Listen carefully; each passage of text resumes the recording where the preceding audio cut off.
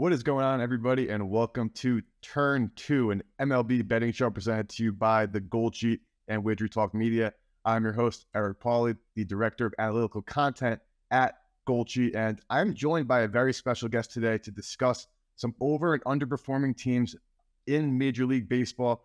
WagerTalk handicapper Bryan Power. Bryan, thank you for joining me. Welcome to the show. How you doing? What's going on?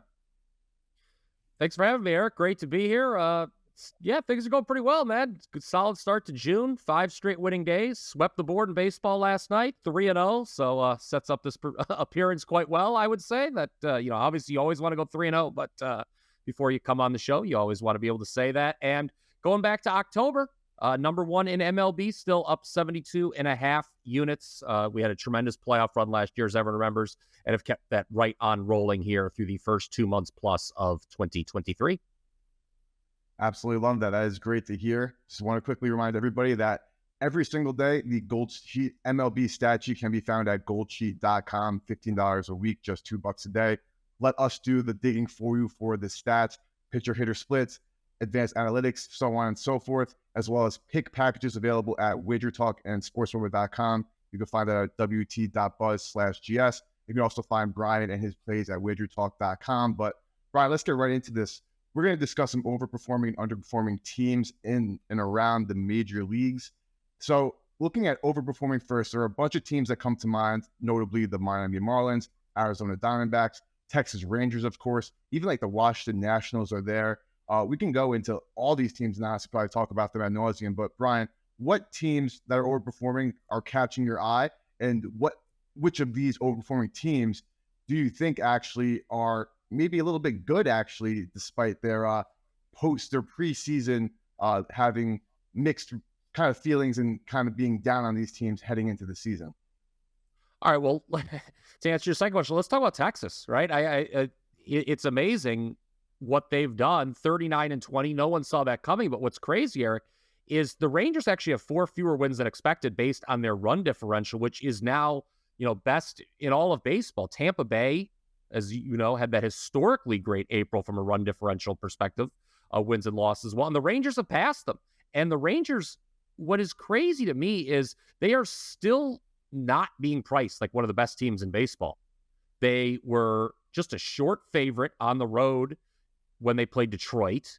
They were a medium-sized favorite when they faced Seattle, and same thing is true against, St. Louis. So they're not even the favorites to win their own division still, despite having the best run differential in all of baseball and the second best record. So, that's pretty crazy. I think, can they keep it going, what they've done? I mean, are they going to average 7.0 runs per game at home for 160? No, for a full, no, they're obviously not going to do that. There could be some plateauing with the Rangers, but they are definitely for real. That run differential says that obviously this is going to be a 90-plus win team and they'll be in the playoffs. So I completely agree that the Rangers are going to make the playoffs. I think that while their offense is undeniable, their starting pitching has been overperforming. Their bullpen, as we can see throughout the course of the season, is definitely not the best in baseball. I think that has a big piece of why they're not even favored to win the division. I'm not personally wouldn't be excited to go bet the Rangers to win the AL West. Houston is still a better baseball team. Do you agree? The market says so, yes. But I guess it boils down to the fact, or the question, I should say, do you think we've already seen the best of the Rangers? Is it all just sort of like a plateau from here? Do they go downhill from here? You mentioned the rotation. And it's funny, I made the comparison to the Rays earlier, and you talked about the bullpen as well. I think the argument for the Rangers plateauing or maybe trickling down a little bit is similar to what we've seen from the Rays over the last month, right? Injuries in the starting rotation, the bullpen in the bottom third. So they may not be able to maintain what we've seen in addition to the offense. I mean, 6.5 runs per game across the board is ridiculous and can't be maintained either. So if they stop scoring and, the rotation and the bullpen stop overperforming, yes, then we will see some trickle down. And it's interesting, though. I mean, is this the peak of the market on the it doesn't look like the peak of the market when you look at the futures, like you mentioned, to win the division, to win the AL, even to win the World Series. They're 4th best odds to win the American League. That's pretty crazy. I completely agree. And they kind of remind me of last year's Baltimore Orioles team. It's like they continue to win baseball games. Now, this Rangers team, from a metric standpoint, is better than last year's Orioles team, but the market just continued to disrespect the Baltimore Orioles. And I don't have the number exactly in front of me, but on the run line as a dog last year, they just completely cleaned up because the market just never gave them that respect.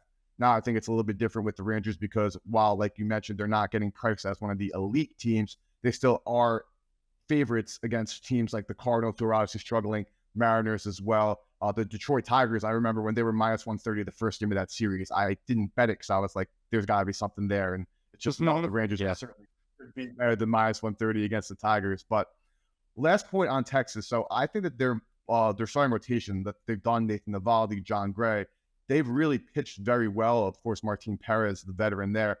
But Jacob deGrom on the 60-day IL, how important is it if he can come back, and even if we're talking in mid-September, to give them a couple starts to end the season and maybe into the playoffs? Or just considering deGrom's history, you can't really count on even that at this point? I mean, you can't count on it. I mean, if he's back, then all of a sudden, yeah, this team is live in the playoffs. No doubt about it. It's interesting to note that Dane Dunning, who replaced him, the Rangers have lost two of their last three losses overall are with Dunning on the mound, and they've lost, Dunning's last two starts. So that's something to keep an eye on if you're looking at the Rangers, to just bet against them in a spot that Dunning, who is deGrom's fill-in, they are 0-2 the last two times he started. Totally agree. So now let's flip over to the National League West, talk about the Arizona Diamondbacks. Second place in that division, playing some great baseball with a lineup that is just Corbin Carroll, a rookie, is just playing out of his mind. Their starting pitching has been doing well enough to keep them afloat, but similar to the Rangers, of course, this Arizona lineup is not as good as the Rangers lineup. But is this rotation and, more importantly, this bullpen good enough to keep Arizona not only in the NL West hunt, but in the NL wildcard hunt for the remainder of the season? What do you think there, Brian? Well, Arizona, like Texas, is a team that I did think would improve coming into the year. Texas, I should have mentioned this earlier, with the elimination of the shift, they were one of the teams clearly earmarked to improve in that regard. And also, they had poor luck in one-run games last year, the Rangers. Now, Arizona, you talk about the team speed. They're excellent in the field. I'm actually showing some value still, minus 125 to make the playoffs, mainly because the National League is just so depth shy right now, isn't it? I mean, other than the Braves and Dodgers, who are you really confident in that league to make the playoffs? And you look at Arizona, they've already got a great head start. They're, I believe, like 10 games over 500, tied with the Dodgers for first place. You mentioned Carroll. And the starting rotation, they have two excellent starters with Kelly and Gallen. So, that can carry you a long way in a league where there's just not a lot of standout teams. I know the Padres, we'll talk about them probably a little bit, but they're going to get better maybe, but you can't necessarily assume that. So the D-backs are very well positioned, I think, right now, moving forward. I think so too, but I think that matchup against the Atlanta Braves this past weekend, of course, Arizona, I think they won one of those games, but the game that they lost was on a walk-off grand slam. I think that was kind of the showing exactly what the flaws of the Diamondbacks can be, right? Like, they can hang around with a team like the Atlanta Braves and probably the Dodgers for 6-7 innings, but they don't have any high leverage arms. They don't have any relievers who are really going to close the door on these great offenses, like, again, in Atlanta, a Los Angeles, a San Diego if they do get hot, even a New York Mets if they do. Francisco Lindor kind of figures it out a little bit, but I am very concerned just about their bullpen. It's like time and time again, this has kind of been the difference between teams winning and losing. Like, obviously, if you have three great starters in the playoffs, that's a really, really big advantage, because if they can go 7+ innings, that's really just, you're shortening the game. So that's huge for them. But not having relievers, I think, is going to be the demise of Arizona. And they're also a team like Texas that is a year ahead of their rebuild at this point. Now, I agree with you that I expected both of these teams to be better than their win totals projected them to be coming into this year, but they weren't supposed to be this good at this point, right, Brian? No, absolutely not. I mean, I don't think anyone would have imagined, a first place tie, especially because, as we've both hit on, San Diego was the favorites to win this division. And right now, They're kind of starting to get it together, but they've been MIA, certainly, and underperforming at the top of that division. So no one would have thought coming into the year Arizona would be better than third in this division. And the Giants are pretty good too. So yeah, I mean, it's going to be a slug. I just think the key is, and I know there's one National League team we might hit on here in a moment. It's just so depth shy, this league. There's just not to get to 6 teams. You put a gun to my head, and I hope you wouldn't, but the Padres and Mets probably do make a run. And then you've maybe got the current division leaders in Arizona, and there's your 6. I mean, I don't know who else you're going to make an argument for. Yeah, of course. I mean, the Phillies playing some bad teams. Washington, now they help in Detroit. They're looking like this great team, but do we really want to back the Phillies? I mean, we saw what they did last year with that momentum, and we've seen what momentum can do in baseball in general, like with the Nationals a few years back. Teams that just get hot, they can ride that momentum, and it's a beautiful thing to watch. But things that you'll never really notice and understand this point in the season because they're not apparent. They don't exist yet. But as we know, things can really turn quickly. But last team for overperforming, unless you have another one, but a team I wanted to talk about, the Miami Marlins. Now, like you said, I think it's a great point. The lack of depth in the National League. There were just a lot more bad teams than there are good teams looking around. And I don't want to say bad teams. I want to say more like middle of the pack. There's no Oakland Athletics in the NL, despite how bad maybe the Rockies really are. But I am really impressed with Miami's first-year manager. Their pitching staff continues to perform well, even though their Cy Young winner is probably the worst starter on that rotation at the moment, which is a crazy thing to say. And though their offense is kind of very reliant on the home run ball, which is not a great recipe moving forward because you want to be able to manufacture runs in more ways, I was down on Miami coming to this year. I bet they're under win total. I have egg on my face right now. But Brian, are they going to continue to play well, or is Miami going to come back down to earth sooner than later? Okay, I think we all know where the discussion centers around with this Miami team. It's their run differential, right? And the run differential says no, they will not be able to sustain this. They're 16-4 in one-run games, I believe. Well, how many did they win in a row without a loss? Was it 12 or 13 they got to? It was something crazy like that. It was an MLB record. Yeah, and, the Marlins are hoping for a repeat of what the Mariners did 20 years ago. In 2021, 2 years ago. That is win 90 games despite a minus 51 run differential. That's not really something any team obviously aspires to. It's hard to do. It's funny. You mentioned this. The best time to bet against the Marlins this year has been when Alcantara has been on the mound. There's 4-8 in his 12 starts. They're down 6.4 units with him on the mound, and his numbers, it's not like bad luck. He's just pitching poorly. But, I'm a big believer, Eric, in run differential, scoring differential in any sport being a great predictive metric. And the thing with this Marlins team is, okay, they're 16-4 in one-run games. When they're not winning by one run, they're like 17-24, and their run differential would be like third worst in baseball, only ahead of the Royals and, of course, the historically inept A's. So, again, it's a depth-shy league, so they've got a shot. Right now, they're one of the top 6, but I'm not a believer in this team. I mean, it's a hard blueprint. They've been so reliant on the one-run win, and when they lose, they get blown out. And history suggests that's not a recipe for success. Yeah, I completely agree. Part of the reason why I bet this Miami team to go under their win total, I think it was at 77.5 before when I bet it at the start of this season. And these one-run games are killing me there. This is going to make us an ultra sweat. It's going to come down to the wire. But I completely agree. Like, part of the reasons why I dislike this Miami team, they're showing me time and time again that they're not good. However, sometimes the new manager is pulling the right strings, putting in the right relievers, making the right calls throughout the course of the game. That's keeping Miami in this thing, and it's in turn leading to them winning these games, which there's certainly a lot of luck involved. But just like with the Rays to start the season and with Miami now, once you win these games, it doesn't matter how you win them, whether they're against bad opponents like the Rays did to take advantage to start the season, or in these one-run, close, lucky kind of games. These are just wins in your back pocket that when things do get tough at the end of August, beginning of September, the fact that you had these series wins against these bad teams and these wins piled up are going to help you in the playoffs or in making a case for a playoff race. So totally agree with you there. Brian, any last team you want to touch on before we go to some teams that are underperforming their expectations so far? Yeah, just one last note, though, on the Marlins, and to your point about wins in the bank, as depth shy as the National League is, this team's Miami's 11-2 in interleague games. Now, some of that is who they face. They've gotten to face both Oakland and Kansas City, which really helps. But the bottom line is, I don't think the National League, you're going to find many teams doing that well in interleague play. So that helps Miami as well. The last team I want to mention in terms of overperforming would be the Pittsburgh Pirates. This team that lost 100 games each of the last 2 years. They had the worst record in baseball in that condensed 2020 season. They had a minus 226 run differential last season. I mean, nobody would have expected this team to be fighting for a pennant. The key was, again, the start in April. No team got more quality starts out of its rotation. And you look at this rotation for the Pirates, Eric, and that was shocking, considering some of the names. I mean, you've got 43-year-old Rich Hill, Velasquez, who's been hurt, but Velasquez, his ERA was like a full point lower than it's been any year in the last 7 years. This is a team where I do not think it's sustainable at all moving forward, and I do expect them to fall off even in a division that's very bad.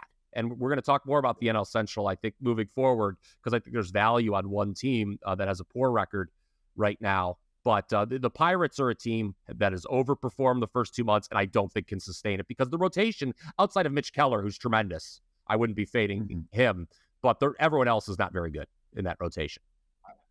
Couldn't agree more. You have Rich Hill right now, 43 years old, with a 40% K rate, slicing and dicing batters like it's 2000.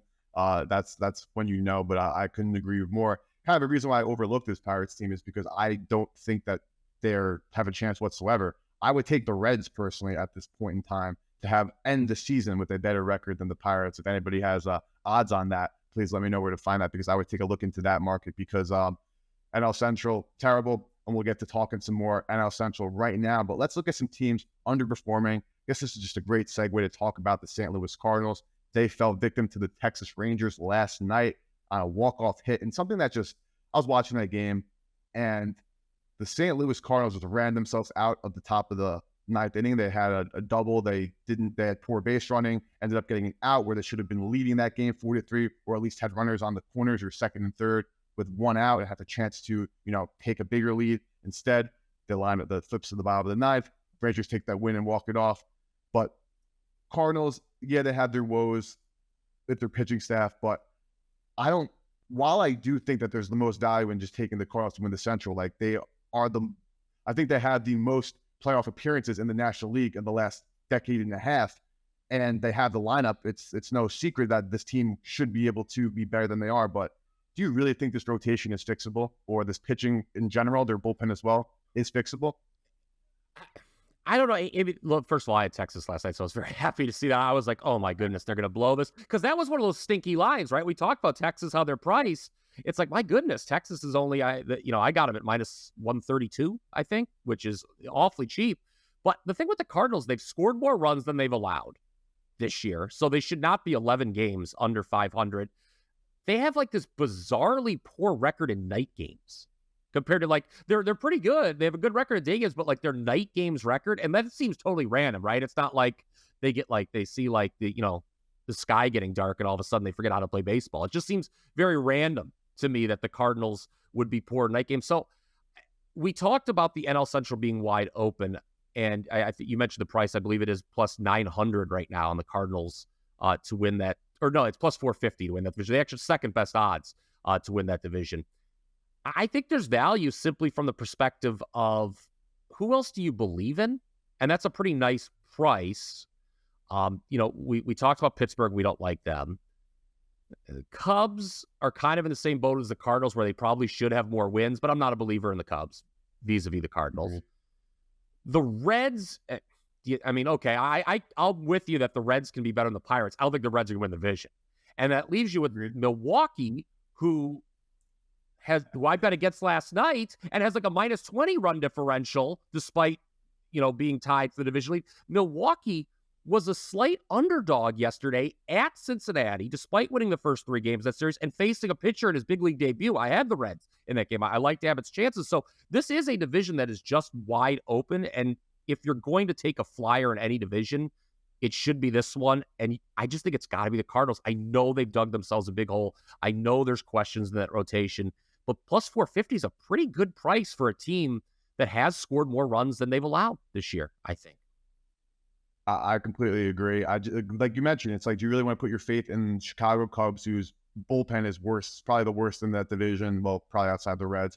The Reds, the youth movement is going to be fun. Don't get me wrong. I'm very excited for when they finally put Encarnacion Strand, Ellie De La Cruz, some other pitchers that they have onto that team. That's going to be very exciting to watch. But we're going to expect a team of all rookies and people on one-year contracts to really win and make some noise in the National League. Well, I mean, the Central's the best division to do it, but it's highly unlikely. And looking at the Milwaukee Brewers, I want nothing to do with that team. They're an all or nothing. They score 5 to 7 runs, or they score 0 to 1 runs, and that's just not a formula for success. But let's stick in the National League, because the wild card's obviously going to include, probably, if the Cardinals don't win the division, or even any of those teams we just mentioned in the NL Central, they're going to have a hard time getting into the wild card, considering that Diamondbacks are playing well. Of course, you have the Mets, the Marlins playing well. The Phillies, you can't really always just count out. Another team you can't really just count out is the San Diego Padres. Now, I was high on the Padres for obvious reasons coming into the season because of how good that their lineup is, but something that I didn't note, and it has been kind of showing, not as much as I really expected, but their starting rotation really is not that great. But if you told me now, 60 games in, that the problem would be that this lineup is just so hot and cold that would be the biggest problem for the Padres, I wouldn't have thought that was the case. So what are you seeing with San Diego, Brian, that's making you believe that, like, obviously they are underperforming, but what are you seeing with this team, and do you see a bounce back in their future in terms of maybe run differential or any other metrics that you've been eyeing? Yeah, I mean, they've scored more than they've allowed this year. There's been a recent turnaround. And, I mean, they were priced the way they were preseason for a reason, right? I mean, you saw, how the lineup looks on paper. I mean, it's hard for me to believe that a team that had such high expectations would just go 500. In lieu of some catastrophic injury or something like that. And again, I go back to what we talked about with Arizona, how depth shy the National League is. The books still believe in San Diego. I think San Diego they're a favorite to make the playoffs. I know they're higher than -110 still, despite the record. And -125 to make the playoffs is the best price available. Okay, -125. So, it's not a great price right now, obviously, but again, I said it earlier, put a gun to my head. I think they're going to make the playoffs, even if it's the third place team in their own division. I guess, there's nothing specific other than, well, we all thought they were going to be really good and they've underperformed so dramatically. That's what it boils down to. It's nothing. When you look at how they've actually played this season, there's not really a ton to hang their hat on. It's sort of like, well, we thought they were going to be really great, and it's insane that they're just this mediocre. I think that's what you're looking at with them, which is dangerous. Yes, it's definitely dangerous, because it's not something that you can fully put your finger on. It's like you saw, I don't know if you did see, but Juan Soto, in an interview 2 days ago, they asked him flat out, what's wrong with the offense? And he said, I don't know. Don't ask me. I have a 900 OPS. Why are you asking me? There's some guys. Then you look at the team. You have Matt Carpenter batting 170 on there. You have Rod, I can't pronounce his first name, but Odor in that lineup. You got Gary Sanchez just DFA twice, and now he had a dinger last night, and I think he's got 2 for the Padres now. But I don't know how well it's going to turn out. Machado's not hitting well, but obviously I expect a bounce back from him. Soto's been doing Soto things. Bogart's being in and out of the lineup a little bit, maybe has something to do with it. And of course, now Tatis back in full force. But something you can't put your finger on with that Padres team, because they should be better than they are. They refuse to be better than they should be for whatever reason, not just this year, kind of over the last couple of years. They've been paying this big money, and they made the playoffs. Of course, did beat the Dodgers in the playoffs last year, but they're still little brother on the West Coast there. There's no doubt about that. Mm-hmm. Oh, yeah, absolutely. I was just going to say that it's not the first time that they've, struggled, obviously. Yeah. Of course. So now let's swing on over to the American League, AL Central, 2 teams. Now, Chicago White Sox doesn't need to be said. This isn't as surprising as it should be. Their win total was only to be a 500 team this year. Now they're, a bunch of games below 500. And it's not just how they're losing games, right? So say they were the opposite of Miami, having unluck in 1-run games, and that'd be upset. But their lineup can't hit. Their middle of their order does not do anything for them. Their fielding is atrocious. Their lack of general effort is there. So, Brian, are you really surprised that White Sox are bad? They were a very popular pick to progress and positively regress, because people thought they underperformed last year. But were they ever really going to be good this year? Because the early signs are saying that if you thought that they were going to be good, you were kind of maybe just overthinking it? This is just a bad ball club. Yeah, I was never a huge buyer on this team, even in a division. It's the central divisions in both leagues are obviously the weak divisions. But even so, no, I was not a huge buyer on this team. Now, plus 900, I have seen some people say looks pretty attractive to win this division. If you're looking to make that bet, I guess from a value perspective, but the thing is, I don't like the White Sox. It's just basically, if you're making that bet, I think the mindset has to be, well, if it's not the Twins, who else is it? The Royals are the second worst team in baseball. The Tigers are a bottom 5 team in baseball. The Guardians can't hit. And so, if you think the Twins are going to slip up, really the only team that I guess probably has an argument to catch them is the White Sox, but I actually don't see that happening at all. There's a reason they're priced so far out. I would be shocked if this team rallied to win the division or even make the playoffs. Certainly their only path is to into the playoffs is probably to win the division. Yeah, and that's really going to be the case for any of these AL Central teams. The only path in is a division.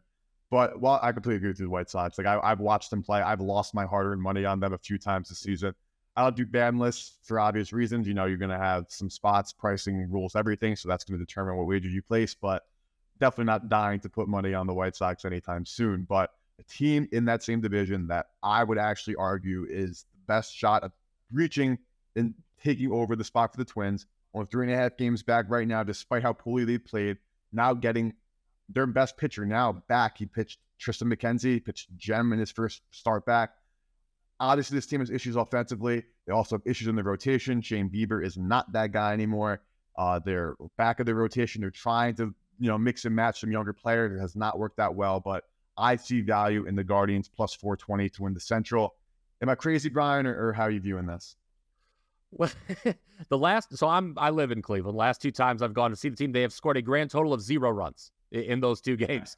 They have issues at the plate. But you mentioned McKenzie coming back. Bibey's not bad, and they need that because, coming into the year, there were a lot of signs that Bieber was going to regress. Same with Cal Quantrill, too, right? Cal Quantrill was, unbeatable at home, and that seemed more just random than anything else. So those were 2 fade pitchers. They may trade Bieber. The talk around here is they may trade Bieber because they're obviously the Guardians are a notoriously cheap team, and they probably shouldn't re-sign Bieber for what he's going to command on the marketplace. So trading him now and getting a prospect haul is probably the best move. Do they have a better shot than the White Sox of catching the Twins? Maybe. I actually just don't see either team doing it, though. I actually think the Twins may have this. It's crazy because the Twins are only 2 games over 500, but I've really never been more confident in a team 2 games over 500 to win its division in June than the Twins, because I just think all those other teams are so flawed in the AL Central. Yeah, no, I completely agree because the Twins, their flaw is their striking out, is their inability to make contact sometimes, leading the league in strikeout rate against right-handed pitching, sometimes just looking absolutely lost there. But the way that their pitching staff has been performing is really incredible. So, and just breaking it down, I have it right in front of me. Only 3.5 games back are the Guardians, only 5.5 are the White Sox. You have Detroit in the middle there, 4 games back. I would have loved to see if Detroit had some of those pitchers that got not hurt this year, because I think they could have made some noise, but obviously we'll have to worry about them next year. Any last team that you really want to touch on? I know we can also talk maybe a little bit about Seattle, though they're kind of heating up a little bit lately, but they're going to have a long way to catch. The Angels, I still think, are fraud, so I wouldn't even consider them over or underperforming. I think they're kind of performing as expected. Any last-ditch teams here that you're thinking before we get out of here? Seattle's a team I did not believe in this coming to this year. They have overachieved wildly. I mentioned what they did in 2021 earlier. They kind of did the same thing last year. Their record in 1-run games in 21 and 22 was just outrageous. So I think what the Mariners are right now is what they're going to be the rest of the season. A 500-ish team that actually has a pretty strong run differential, but underperforms. Last team is Toronto. I do worry about this. Is a team that a lot of people expect to make the playoffs, obviously. I do worry about them, though, because they are in the toughest division in baseball. And I know I like Gausman a lot, but he can't carry. He only pitches, once every 5 days or whatever. I mean, I don't like Barrios, and Alek Manoah is an absolute disaster. I bet against him yesterday with the elimination of the shift. He appears to be a little heavier this year. Maybe we all are. Coming into 2023, I'm not one to throw stones, but I just don't think Toronto right now is a team that I would want to bet on. They're minus 160 to make them the playoffs. That's, whew. You really got to like them, I think, to bet them at this price, even if the market respects them that much. Yep, considering, of course, obviously Texas and Houston, one of those teams are going to have to make a wild card spot. And then obviously the Orioles, Blue Jays, Rays, Yankees, all in that mix. And you and I can easily do a show just debating the AL East and who's going to make the AL playoffs. So we have a whole 30-minute conversation about that. So could definitely be on the agenda moving forward. But Bryan, that was awesome. Thank you so much for your time. Tell everybody where they can find you quickly before we get out of here. Yep, WagerTalk.com is the place. Again, 5 straight winning days to open June and 3-0 Monday. So a solid start to the week and going all the way back to last year's playoffs. Number 1 in MLB at WagerTalk, up 72.5 units. So feeling good. Expected to continue that. Going to have a strong rest of the month and strong rest first of the half of the baseball season. Thanks for having me, Eric. That is awesome, Bryan. For me, you can find all my content at GoldSheet.com as well as the GoldSheet Daily MLB Stat Sheet. Let us do the work for you in finding all these advanced analytics, pitcher, batter splits, so on and so forth, every single day directly to you. You can also find our pick packages on WagerTalk and SportsRumor.com. Today we actually have a 4% top selection going, so very exciting stuff. But on behalf of myself and Bryan and the whole team at GoldSheet and WagerTalk, we thank you for tuning in. We appreciate you, and we'll see you guys next time.